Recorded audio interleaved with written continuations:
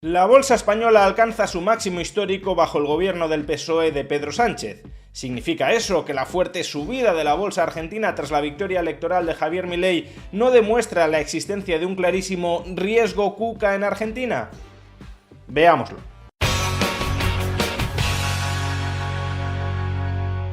Desde la contundente victoria electoral del partido de Javier Milei en las recientes elecciones legislativas argentinas, la bolsa del país se ha disparado y la prima de riesgo se ha hundido. Ya explicamos en un vídeo anterior que esto estaba muy relacionado, tenía una conexión muy directa con el llamado riesgo kirchnerista, riesgo K o riesgo cuca. Una vez se ha despejado la posibilidad de que el peronismo vuelva a instalarse a corto plazo en el poder, los mismos ahorradores que antes de las elecciones huían de los activos argentinos por la probabilidad de que el peronismo regresara al poder, ahora están volviendo a invertir en los activos argentinos. Y claro, a muchos filoperonistas españoles esta conclusión tan clara, que el peronismo constituye un riesgo estructural para la viabilidad de la economía en el largo plazo, y ese riesgo estructural se refleja en el precio de los activos argentinos, ya sean acciones o bonos,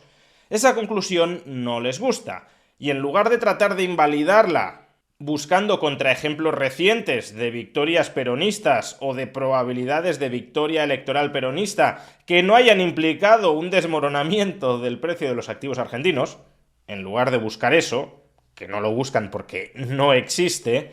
se han ido a la bolsa española para intentar invalidar el argumento de que el peronismo es un desastre para la economía argentina, y así se refleja en la bolsa argentina, y de que la Libertad Avanza y las propuestas económicas de Javier Milei generan, por el contrario, una expectativa de buenas políticas económicas, y así se refleja en la bolsa. ¿Y de qué manera la bolsa española puede invalidar la existencia de riesgo cuca que hunde el precio de los activos argentinos? ¿O de buenas perspectivas económicas bajo el gobierno de Javier Milei? Pues resulta que la semana pasada el IBEX 35, el principal índice bursátil español, alcanzó, bajo el gobierno de Pedro Sánchez, su máximo histórico. Y claro, visto esto, el razonamiento que han hecho muchos ha sido muy sencillo. Si estás diciendo que la caída de la bolsa argentina, bajo la perspectiva de victoria peronista, o el fuerte crecimiento de la bolsa argentina con la victoria libertaria de Javier Milei, lo que hacen es validar las políticas económicas de Javier Milei o invalidar las políticas económicas del peronismo, entonces deberías concluir que el máximo histórico del IBEX 35 bajo el gobierno de Pedro Sánchez también validan sus políticas económicas. Pues bien, sobre esta cuestión, sobre el paralelismo que se establece entre la política económica argentina y la evolución de la bolsa argentina y la política económica española y la evolución de la bolsa española, podrían decirse muchas cosas, pero me voy a centrar en dos argumentos. El primer argumento es que el gobierno de Pedro Sánchez, aunque quisiera, no puede ser un gobierno tan dañino, ni mucho menos, como el peronista. ¿Y por qué el gobierno de Pedro Sánchez, aunque quisiera, que no está claro que quiera, pero aunque quisiera, no podría ser un gobierno tan dañino como el peronista? Pues porque el gobierno español, sea el PSOE o el PP o Vox quien lo maneje, no cuenta desde el año 1999 con política monetaria propia, no cuenta con soberanía monetaria. La moneda de España no la maneja el Estado español. La maneja, en régimen de monopolio, el Banco Central Europeo. Por tanto, el gobierno español, aunque quisiera, no podría recurrir al inflacionismo endémico como forma de financiar su endeudamiento igualmente endémico, cosa que sí hace el peronismo de manera recurrente en Argentina: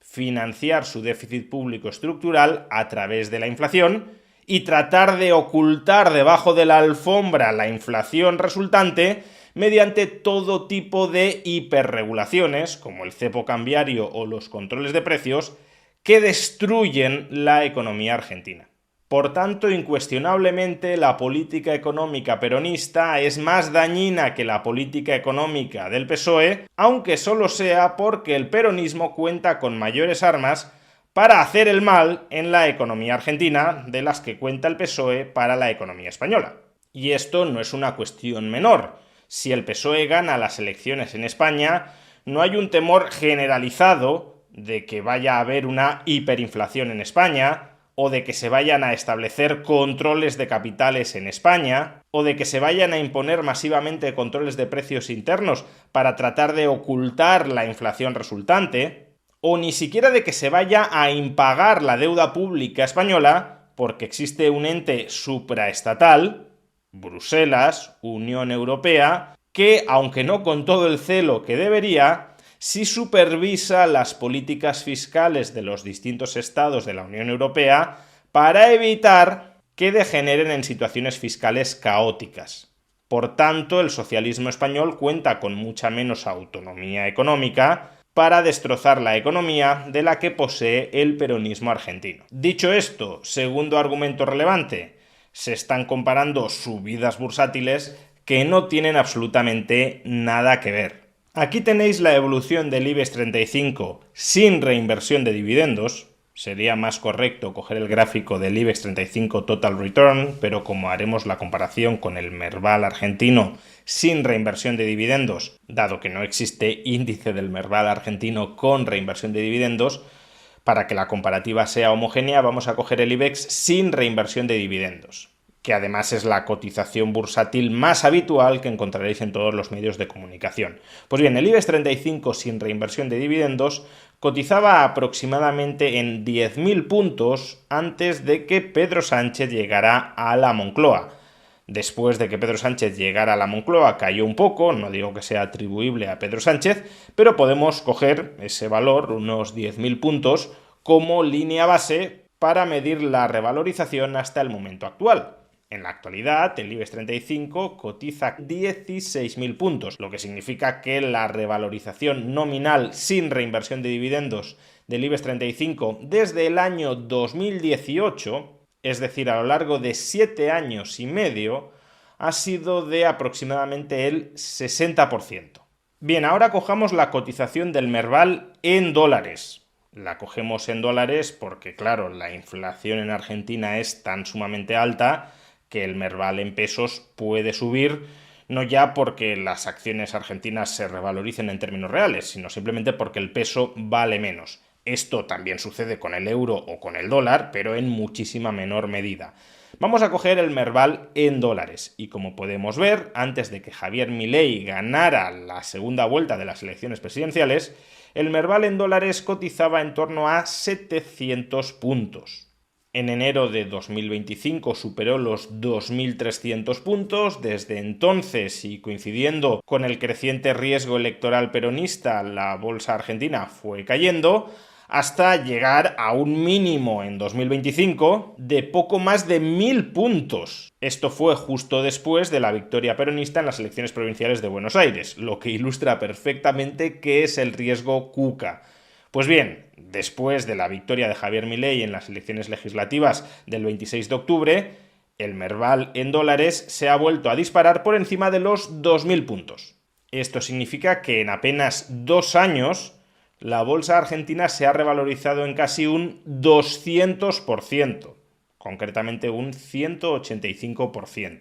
Obviamente la magnitud de la subida que ha experimentado la bolsa argentina con 2 años de presidencia de Javier Milei, casi un 200%, no tiene nada que ver con la magnitud de la subida que ha experimentado el IBEX 35, la bolsa española, con 7 años y medio de gobierno de Pedro Sánchez, el 65%. Cuidado, con este comentario no estoy diciendo que la bolsa española lo haya hecho mal o haya tenido un comportamiento mediocre durante los últimos 7 años y medio de gobierno de Pedro Sánchez, ni mucho menos. Si miramos la rentabilidad media anual con reinversión de dividendos, el retorno del IBEX 35 desde 2018 ha sido de aproximadamente el 11% al año, que es un porcentaje muy bueno. Lo que sucede es que, claro, la bolsa argentina durante los últimos 2 años, y a pesar de que 2025 casi se ha perdido todo en términos bursátiles por el riesgo peronista, a pesar de ello, la bolsa argentina ha tenido una rentabilidad promedio anual antes de reinversión de dividendos del 68% al año. Aquí lo que destaca no es tanto la mediocridad de la bolsa española, que en absoluto ha sido así durante los últimos 7 años y medio, cuanto el comportamiento, ya digo, absolutamente excepcional y espectacular de la bolsa argentina. Y eso debe llevarnos a preguntarnos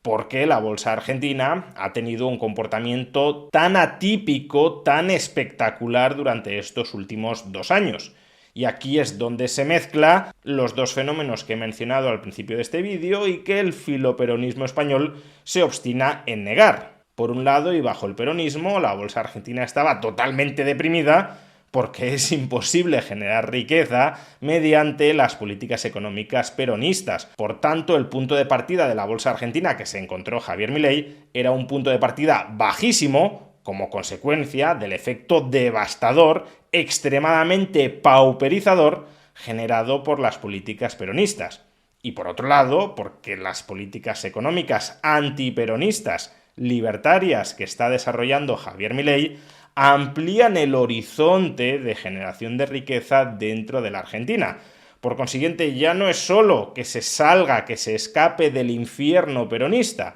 sino que además se abre la perspectiva, y ya veremos si legislativamente se puede consolidar, de que salgan adelante reformas legislativas muy positivas para que la economía privada genere riqueza en el país. Y sumando esos dos factores, huida del infierno argentino y aproximación al cielo libertario, por simplificar los términos, esos dos factores explican la explosión, el estallido de la bolsa argentina. Por consiguiente, sí, la evolución de los mercados financieros argentinos a lo largo de los últimos 2 años y en particular a lo largo de los últimos 10 días acredita con muchísima claridad la existencia de un riesgo KUKA y de un remedio libertario a ese riesgo KUKA. Y ello con independencia de cuál haya sido la evolución de la bolsa española durante los últimos 7 años y medio. No se puede tapar el sol con un dedo y no se puede tapar el riesgo KUKA en Argentina con la bolsa española.